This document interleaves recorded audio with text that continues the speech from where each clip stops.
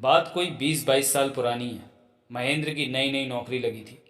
महेंद्र 21 वर्ष का लंबा, मजबूत, गोरा और आकर्षक युवक था। शक्ति और हिम्मत भी उसमें भरपूर थी। रोज कसरत करना और दौड़ लगाना उसकी दिनचर्या का हिस्सा था। जॉब के कारण उसने फैक्ट्री के पास ही एक छोटे से कस्बे में कमरा किराए पर लिया हुआ था। महेंद्र अकेला ही उस घर से एकदम अलग बने हुए उस कमरे में रहता था। कुछ दिन से महेंद्र को एक एहसास हो रहा था कि कोई उसका पीछा कर रहा है। कोई अनजान अदृश्य साया उसे अपने आसपास महसूस होता था। कभी लगता था जैसे रास्ते में कोई नहर से उसकी साइकिल के पीछे बैठा और मंदिर के कुछ पहले उतर गया। मंदिर उसके कमरे के थोड़ा ही पहले सड़क के उस पार है, जहाँ एक बड़ा पीपल का वृक्ष भी है, जहाँ लोग पूजा करते हैं। महेंद्र को कई बार नहर से अपने कमरे तक आते हुए लगता कि कोई तो है उसके साथ चलने वाला। उसे एक मनमोहक गंध भी लगती, जो उसे अपनी तरफ आकर्षित करती थी। अब महेंद्र को इसकी आदत हो गई थी। इसकी अनुपस्थिति अब न जाने क्यों महेंद्र को बेचैन करती थी। चांदनी रात थी, होली के आसपास का समय, सुहाना मौसम।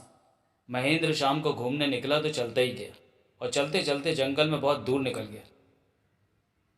जब उसे लौटने का ख्याल आया, तब तक रात के 9 बज रहे थे। महेंद्र कमरे की तरफ लौट ही रहा था, पर ना जाने क्यों उसके कदम नहर की ओर मुड़ गए और वह बेख्याली में नहर के रास्ते पर चलने लगा। अचानक उसे लगा कि पीछे से कोई आवाज़ दे रहा है, रुको, इधर आओ मेरे पास। एक मधुर स्वर की कोमल खनक उसके कानों में संगीत घोल गई। महेंद्र ने पलटकर देखा। दूर नहर के पार उसे एक स्त्री की झलक दिखी, जो स्वर्ण आभूषणों से लदी हुई थी। वह दुल्हन का लाल जोड़ा पहनी हुई थी। उसने अपने लंबे बालों को खोलकर चेहरे पर ऐसे फैला रखा था कि बस उसकी आधी आधी चमकती आंखें और थोड़ा सा गले का हिस्सा ही नजर आ रहा था। चांदनी रात में उसका हद से ज्यादा गोरा रंग दूर से दमक रहा था। कौन है ये, और ऐसे दुल्हन बनी सजी धजी इस वीराने में रात के इस वक्त? महेंद्र ने खुद से सवाल किया। तभी उसके कानों में फिर आवाज आई, आओ ना, रुक क्यों गए? उस आवाज़ को सुनकर महेंद्र के कदम न जाने क्यों उस तरफ बढ़ने लगे। उसके कानों में एक मधुर हंसी की आवाज़ गूंजती हुई उसे सम्मोहित सा कर रही थी। ये क्या? अचानक महेंद्र के कदम रुक गए। वह ठिठक गया। यह 20 गज का नहर का फासला, और उसके 20-30 गज ऊपर सड़क पर वह महिला। लेकिन महेंद्र तो आधे घंटे से उसकी तरफ चल रहा। महेंद्र के दिमाग ने झटका खाया। छलावा, भ्रम, धोखा, क्या है ये? महेंद्र का दिमाग घूम गया और वह तेजी से वहां से लौट पड़ा। उसने लगभग दौड़ ही लगा दी, लेकिन उसे वह साया लगातार पीछा करता हुआ महसूस होता रहा। उसने भागते हाफते किसी तरह मंदिर पार किया और पीपल को हाथ जोड़े। उसके बाद महेंद्र अपने कमरे में लेटा हुआ रात भर उसके विषय में ही सोचता रहा। नींद में जैसे उसकी आंखों में आने को मना कर दिया था। उस बात को कुछ दिन बीत गए। अब महेंद्र लगभग उसे भूल चुका था। उसे लगा कि उस रात वह उसका एक डरावना सपना था।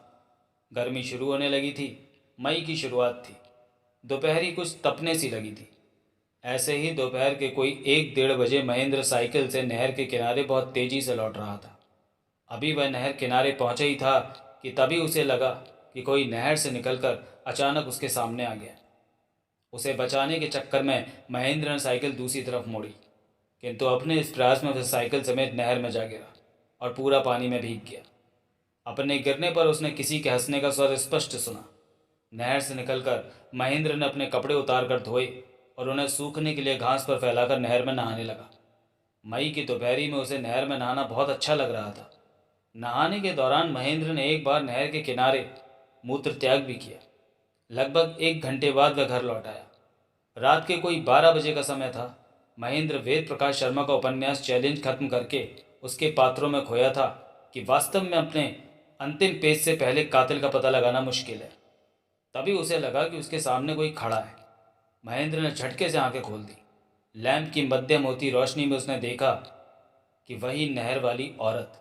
नहीं नहीं, ये कैसे हो सकता है? वह तो उसकी बस एक कल्पना मात्र थी। महेंद्र चौंक कर अपनी आंखें मलने लगा। महेंद्र ने अपनी आंखें 2-3 बार कसकर बंद की। आंखें मसलकर उसने बार बार देखा। अरे, ये तो सच में है। महेंद्र पुनः चौंक कर बोला। वह औरत सामने खड़ी मुस्कुरा रही थी। महेंद्र को हतप्रभ होते और आंखें मलते देखकर वह हंसते हुए बोली, मैं सपना नहीं हूँ जी, सच में आपके सामने खड़ी हूँ। कौन हो तुम? महेंद्र हकलाते हुए बोला। मैं मोहिनी हूँ। उसकी खनकती आवाज़ गूंजी, जिसमें हंसी की मधुर खनक घुली हुई थी। लेकिन मैं तो आपको नहीं जानता, महेंद्र गिड़गिड़ाते हुए बोला। खूब जानते हो, पिछले कई महीनों से जानते हो। अक्सर साथी तो होते हम दोनों, लेकिन उस दिन शाम को मेरे बुलाने पर भी आप 2 कदम बढ़ाकर मुझे छोड़कर भाग गए। उसने उलाहना दिया। नहीं तो मुझे तो याद नहीं, महेंद्र कुछ याद करके घबराते हुए बोला। अच्छा जी, कितनी आवाज़ दी थी मैंने, कितना रोकने की कोशिश की आपको, लेकिन आप तो ऐसे हवा होकर भागे जैसे मैं आपको खा जाती। मैं तो आपके पीछे भी दौड़ी थी, लेकिन पीपल के देवता से डरकर लौट गई। मुझे उनसे बहुत डर लगता है, उसने उदास होते हुए बताया। महेंद्र चुपचाप उसकी बात सुन रहा था। और आज आज तो हमने जी भरकर साथ में नहर में नहाया। सच बहुत अच्छा लगा आज आपका साथ। वह लाश से लाल होकर बोली। क्यों, आज नहीं रोका तुम्हें पीपल देवता ने? महेंद्र ने भय से पीले पड़ते हुए पूछा। नहीं, अब वे मुझे नहीं रोकेंगे। जब कोई हमारे स्थान पर पेशाब कर देता है तो फिर हमें उसका पीछा करने से कोई नहीं रोकता। वह खिलखिलाकर हंसी और अपने बालों को बिखरा दिया। लेकिन तुम हो कौन? महेंद्र ने फिर से पूछा। बताया तो, मोहिनी नाम है हमारा। वह फिर हंसने लगी। लेकिन कौन मोहिनी? मैं तो नहीं जानता तुम्हें, महेंद्र घबराते हुए बोला। मैं आपसे प्रेम करती हूँ। जब पहली बार आपको नहर में नहाते हुए देखा, उसी पल से मुझे आपसे प्रेम हो गया। मैं तभी से आपके साथ रहने लगी। कितनी बार आपको अपने आसपास होने का संकेत भी दिया। आपकी साइकिल पर बैठकर कितनी बार घूमी, लेकिन आपने कभी ध्यान ही नहीं दिया मुझ पर। मैंने तो बहुत बार कोशिश की आपके साथ आपके घर आने की, आपको स्पष्ट दिखने की, लेकिन हर बार पीपल के देवता रास्ता रोक देते थे। किंतु अब मुझे कोई नहीं रोकेगा। आपके शरीर का अंश मेरे स्थान पर जब तक है, उसकी गंध से मैं आपको पाताल में भी ढूंढकर आपके साथ आ सकती हूँ। मोहिनी मुस्कुराकर बोली। लेकिन अपना पूरा परिचय तो दो ठीक ठीक, महेंद्र ने फिर पूछा। मैं मोहिनी हूँ। 25 साल पहले मेरी शादी हुई थी। बहुत खुश थी मैं शादी के बाद। रात में मैं अपने पति के साथ ससुराल जा रही थी गाड़ी में। इसी नहर के पास बदमाशों ने हमें घेर कर लूट लिया और मुझे, मेरे पति और 4 परिजनों के साथ मारकर इसी नहर में फेंक गए। तभी से मैं यहाँ भटक रही हूँ। लेकिन जब से तुम्हें देखा, मुझे ऐसा लगा कि हमारा कोई जन्मों जन्म का नाता है। मैं तुम्हें चाहने लगी हूँ। मुझे तुमसे प्यार हो गया है, मोहिनी ने बताया। भूत? महेंद्र के मुंह से भय मिश्रित आवाज़ निकली। मनुष्य को भूत से क्या प्यार होता है? वह गिड़गिड़ाते हुए बोला। क्यों नहीं हो सकता? मोहिनी उदास होकर बोली। हम अतृप्त मर गए और मुक्ति भी नहीं मिली, फिर क्यों नहीं कर सकते हम प्यार? और फिर हम केवल आपको ही दिखाई और सुनाई देते हैं। ज़रूर हमारा आपसे कोई पूर्व जन्म का संबंध है, मोहिनी ने गंभीर होकर कहा। मोहिनी बिस्तर पर महेंद्र के साथ बैठ गई। महेंद्र की नाक में एक अजब मनमोहक सी खुशबू लगने लगी। महेंद्र मदहोश होने लगा और कब वह मोहिनी की बाहों में समा गया उसे पता भी नहीं चला। सुबह जब वो उठा तो अकेला था, लेकिन उसका पूरा बदन टूट रहा था। उसे ऐसा लग रहा था जैसे उसकी पूरी शक्ति को किसी ने निचोड़ लिया हो। रात को कुछ होने का एहसास उसके बदन पर स्पष्ट निशान छोड़ रहे थे। वह उठकर नहाया, पूजा करने मंदिर गया और बैठकर रात के विषय में सोचने लगा।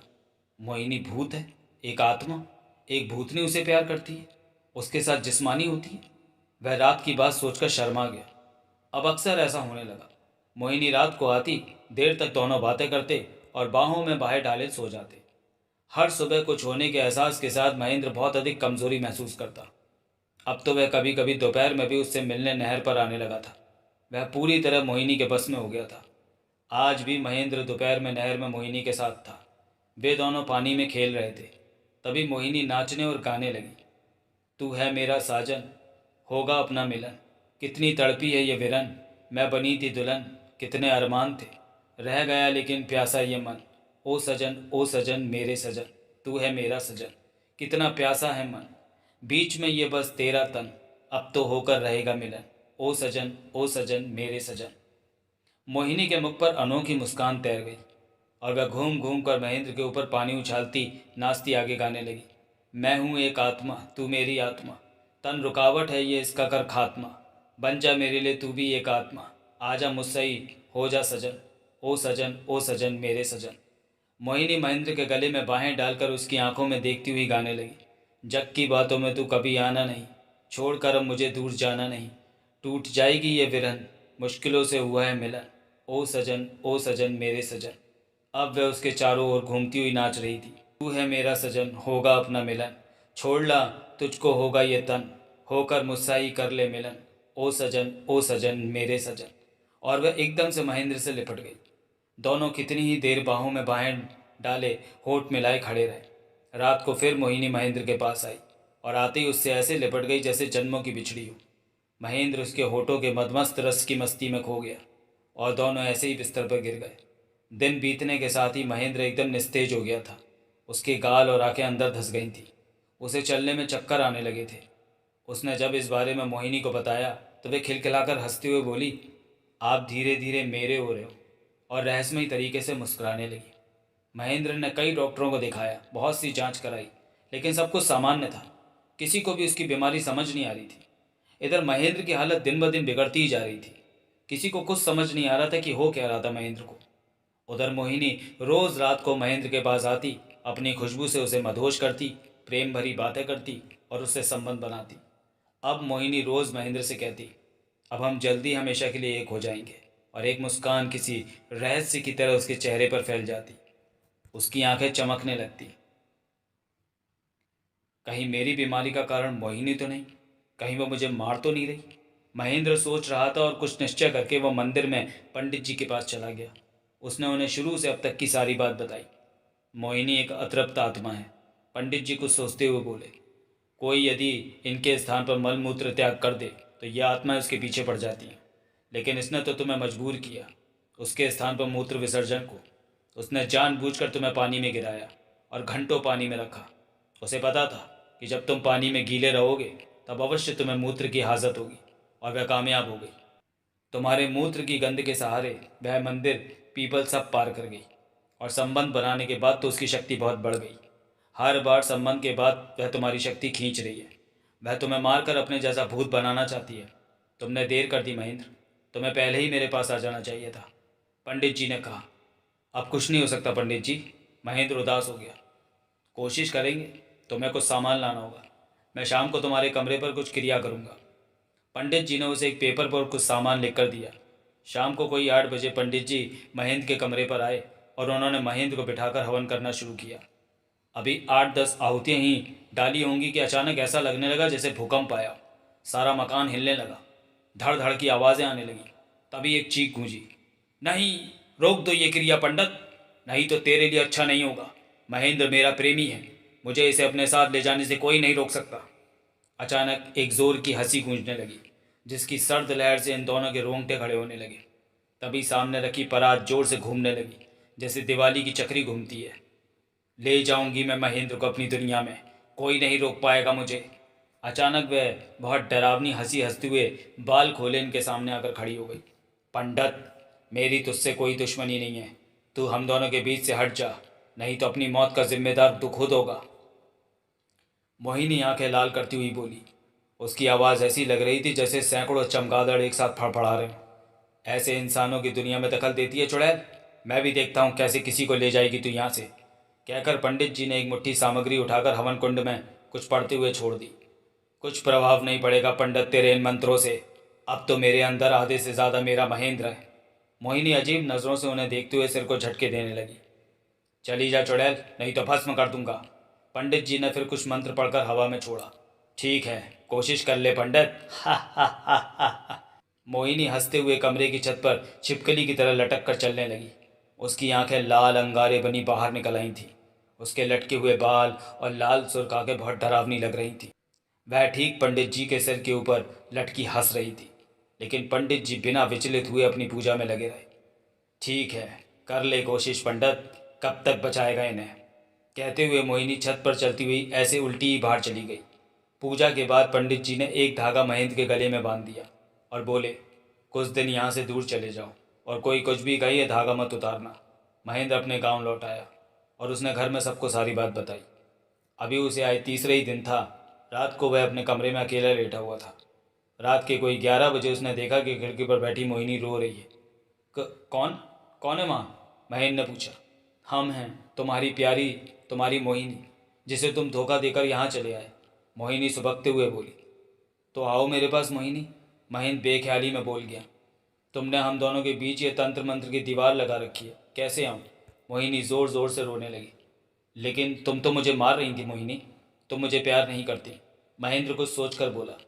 ये जालिम दुनिया तो यही कहती है महेंद्र, जब ये दो अलग बिरादरी वाले प्रेमियों को बर्दाश्त नहीं करती, उन्हें अपराधी बनाकर मार डालती है, तो हमारा क्या? हमसे जलकर इन लोगों ने तुम्हें मेरे खिलाफ भड़काकर हमें दूर रखने के लिए यह तंत्र लगाया महेंद्र। उतार कर फेंक दो ये बंधन। तुम भी इन दुनिया वालों की बातों में आ गए महेंद्र। अरे जलते हैं ये दुनिया वाले हमारे प्रेम से, ये नहीं चाहते कि हमारा प्यार परवान चढ़े। तोड़ दो ये धागा महेंद्र, मिल जाने दो मुझे तुम में। बहुत अधूरी हूँ मैं तुम्हारे बिना, मर रही हूँ मैं, विरह में जल रही हूँ, तड़प रही हूँ, कहकर मोहिनी ज़ोर ज़ोर से रोने लगी। महेंद्र ने कुछ देर सोचा, फिर धीरे से बोला, फिर मेरे बदन की ये कमज़ोरी मैं सब ठीक कर दूंगी। एक बार ये धागा उतार कर आजमा कर देख लो, अगर फिर भी मुझ पर यकीन ना आए तो फिर पहन लेना, फिर मैं कभी नहीं आऊँगी। मेरा विश्वास करो मेरे सजन, मुझसे भी आपकी ये बीमारी, ये कमज़ोरी देखी नहीं जाती, लेकिन इस बंधन के रहते मैं चाहकर भी आपको अच्छा नहीं कर सकती। उतार दो ना इसे। मोहिनी अपने आंसू पोंछती हुई बोली। महेंद्र पर ना जाने उसकी बातों का क्या असर हुआ, उसने वह धागा अपने गले से उतार कर मेज पर रख दिया और अपनी बाहें फैला दी। मोहिनी मुस्कुराती हुई उसकी बाहों में सिमट गई और महेंद्र के होठों पर अपने होठ रख दिए। महेंद्र उसके होठों से प्रेम रस पीने लगा, जिससे उसके जिस्म में एक अनोखी शक्ति का संचार होने लगा। उसकी नस नस में जोश आने लगा। अब कैसा लग रहा है मेरे प्यारे? मोहिनी ने मुस्कुराकर पूछा। अब तो मैं एकदम ठीक हूँ और सारी कमज़ोरी भी खत्म हो गई है। महेंद्र ने उसे बाहों में कसते हुए कहा। मैं तो आपको हमेशा ही खुश देखना चाहती हूँ, लेकिन ये दुनिया वाले। मोहिनी मुस्कुराकर उसके बालों में उंगलियां घुमाती हुई उसके होठों पर जीभ फिराने लगी, जिसे महेंद्र ने मुंह खोलकर अपने मुंह में समेट लिया और फिर से काम रस का रसास्वादन करने लगा। उस दिन के संसर्ग में महेंद्र को बहुत अधिक आनंद आया। उसे लगा कि सामान्य से बहुत अधिक स्राव बिल्कुल किसी झरने की तरह उसके अंदर से फूटा है और उसकी संपूर्ण शक्ति के साथ वह मोहिनी के अंदर समाया है। उसी के साथ महेंद्र की आंखें मुनती चली गईं। वह निस्तेज होकर लुढ़क गया और मोहिनी कुटिलता से हंसती हुई गायब हो गई। सुबह जब महेंद्र देर तक नहीं उठा तो उसके परिजन चिंतित होकर उसे उठाने आए। उन्होंने देखा महेंद्र पलंग से नीचे उल्टा पड़ा हुआ है और उसके गले का धागा सामने मेज पर पड़ा है। उन्होंने उठाकर महेंद्र को पलंग पर लिटाया। महेंद्र बेहोश था और बड़बड़ा रहा था। मोहिनी, मेरी प्यारी, तुम ही मेरा सच्चा प्यार हो, मुझे छोड़कर मत जाना। उसका पूरा बदन सफ़ेद हो रहा था, जैसे किसी ने उसका सारा खून चूस लिया। उसके पिताजी समझ गए कि भूतनी यहाँ भी आकर अपना काम कर गई। अब उन्हें जल्दी ही कोई कदम उठाना होगा, अन्यथा लड़के को बचाना मुश्किल हो जाएगा। महेंद्र के पिताजी तुरंत दौड़ गए और पता करते करते एक बाबा जी से मिले, जो ज़्यादातर विंध्याचल पर्वत की गुफाओं में साधना में लीन रहते थे। रतन सिंह जी ने बाबा विंध्यनाथ को महेंद्र की सारी हालत बताते हुए भूतनी की सारी करतूत बताई। बाबा जी तुरंत उनके साथ चले आए और महेंद्र को देखते ही बोले, बहुत कम समय है बच्चे के पास, एक मिलन और, हाँ बस एक मिलन दूर है भूतनी अपनी कामयाबी से और महेंद्र अपनी मौत से। बहुत चालाक आत्मा है वह। उसने महेंद्र को त्रिया चरित्र दिखाकर उसका रक्षा कवच दूर करवा दिया और पूरी शक्ति से इसके प्राणों को खींचने की कोशिश की। अब बस वह एक कदम दूर है, हमें समय रहते ही कुछ करना पड़ेगा। बाबा जी विचार करते हुए बोले, अब हम क्या करें महाराज? महेंद्र के पिताजी ने हाथ जोड़कर पूछा। यह बच्चा जहाँ नौकरी करता है, हमें वहाँ जाकर उन पंडित जी से मिलना होगा जिन्होंने इसे रक्षा कवच दिया था। चलो जल्दी से वहाँ ले चलो, बाबा जी उत्तेजना में बोले। महेंद्र को लेकर उसके पिताजी, बाबा विंध्यनाथ जी और रतन सिंह के दो भाई 2-3 घंटे में ही गाड़ी लेकर उसके कमरे पर आ गए और रतन सिंह जी ने दौड़कर मंदिर से पंडित जी को बुला लाए। सारी कहानी सुनने के बाद पंडित जी बोले, ये तो बहुत बुरा हुआ, इसे वह डोरी उतारने को मना किया था मैंने। अब तो उसकी शक्ति मेरी सामर्थ्य से कहीं अधिक बढ़ गई होगी। क्या आपके पास कोई योजना है बाबा जी? पंडित जी उदास होकर बोले। अब तो बस एक ही रास्ता है, बाबा विंध्यनाथ जी कुछ सोचते हुए बोले। ये सामान मंगवाओ जल्दी। उन्होंने कागज़ पर कुछ लिखकर रतन सिंह जी को देते हुए कहा, पंडित जी, क्या आप वह स्थान जानते हैं नहर का, जहाँ इस आत्मा का स्थान माना जाए? अथवा महेंद्र ने लघु शंका की। उन्होंने पूछा। जी बाबा जी, पंडित जी ने जवाब दिया। ठीक है, अब मेरी बात ध्यान से सुनो। बाबा जी ने उनके कान में कुछ कहा। इधर रतन सिंह जी जल्दी ही सारा सामान लेकर लौट आए। बाबा जी ने आटे और उड़द की दाल मिलाकर एक स्त्री का पुतला तैयार किया और कुछ पूजा करने लगे। पंडित जी भी उनके साथ मंत्र पढ़कर आहुतियाँ देने लगे। कोई 2-3 घंटे की पूजा के बाद बाबा जी ने महेंद्र से उस पुतले की मांग भरने को कहा। लो, हो गई प्राण प्रतिष्ठा पूरी। अब हमें इस पुतले का विधि विधान से अंतिम संस्कार करके मोहिनी की आत्मा को मुक्ति दिलानी होगी, बाबा जी ने कहा और उस पुतले की आरती सजवा कर नहर के पास ले आए, जहाँ एक चिता पहले से ही तैयार थी, जो पंडित जी ने बाबा जी के कहने पर कुछ आदमी भेजकर बनवा दी थी। रखो पुतले को चिता पर, बाबा जी बोले और कुछ मंत्र पढ़ने लगे। पुतला चिता पर रखते ही बड़े जोर की आंधी चलने लगी। नहर का पानी जोर जोर से ऊपर उछलने लगा और वातावरण में एक विशैली हंसी गूंज उठी। पछताओगे तुम लोग, कोई नहीं बचेगा यहाँ। तुझे समझाया था ना मैंने पंडित, मोहिनी जोर से चीखकर बोली और अचानक इनके सामने आकर खड़ी हो गई। उसकी आंखों से अंगारे बरस रहे थे, क्रोध में चेहरा लाल हो रहा था। लेकिन हम तो तुम्हें मुक्ति दे रहे हैं, बाबा जी ने कहा। चुप! मोहिनी हंसना बंद करके एकदम गुस्से से चीखी। मैंने कहा तुमसे कि मुझे मुक्ति दिलाओ, फिर तूने इस बच्चे को क्यों पकड़ा? इसे क्यों मार रही है? बोल! बाबा जी कड़क कर बोले। प्यार करती हूँ मैं इन्हें, और ये भी मुझे चाहते हैं। आप लोग तो बेकार ही हमारे बीच में आ रहे हैं। मोहिनी शांत होकर गंभीरता से बोली। प्यार? हमें पागल समझा तूने भूतनी? बाबा जी कड़क कर बोले। अरे प्यार करने वाले कभी किसी की जान लेते हैं क्या? पंडित जी भी गुस्से से चीखे। मैं किसी की जान नहीं ले रही, वो तो मैंने अपनी दुनिया में, बस इसलिए। मोहिनी धीरे से बोली। तेरी दुनिया यानी आत्माओं की दुनिया, भूतों की दुनिया, और तेरी दुनिया में कोई जिंदा नहीं जाता। ओ स्वार्थी भूतनी, तू अपनी हवस की खातिर एक आदमी की जान ले लेगी, क्या ये अच्छी बात है? बाबा जी ने गुस्से से पूछा। मुझे नहीं पता, मुझे बस मेरा प्यार, मेरा महेंद्र चाहिए, चाहे जैसे मिले, मोहिनी तड़प कर बोली। तभी पंडित जी ने पुतला चिता पर रखवाकर महेंद्र को उसमें अग्नि देने का इशारा किया। महेंद्र जैसे ही अग्नि लेकर आगे बढ़ा, मोहिनी चीख पड़ी। रुको महेंद्र, मत सुनो इनकी बातें। ये लोग हमें हमेशा के लिए जुदा करने की साजिश कर रहे हैं। सोच लो महेंद्र, मैं फिर कभी तुम्हें नहीं मिल पाऊंगी। याद करो हमारा वह प्यार, हमारा वह मिलन, मोहिनी चीख कर बोली और महेंद्र के कदम ठिठक गए।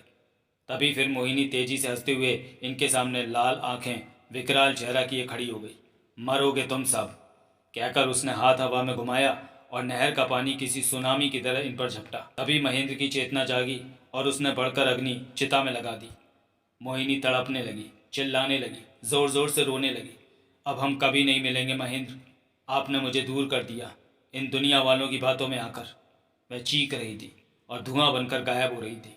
आज 20 साल बाद भी महेंद्र उस मंजर को याद करके सिहर उठता है। मोहिनी, एक भूतनी की प्रेम कथा, वह बस मुस्कुरा कर रह जाता है।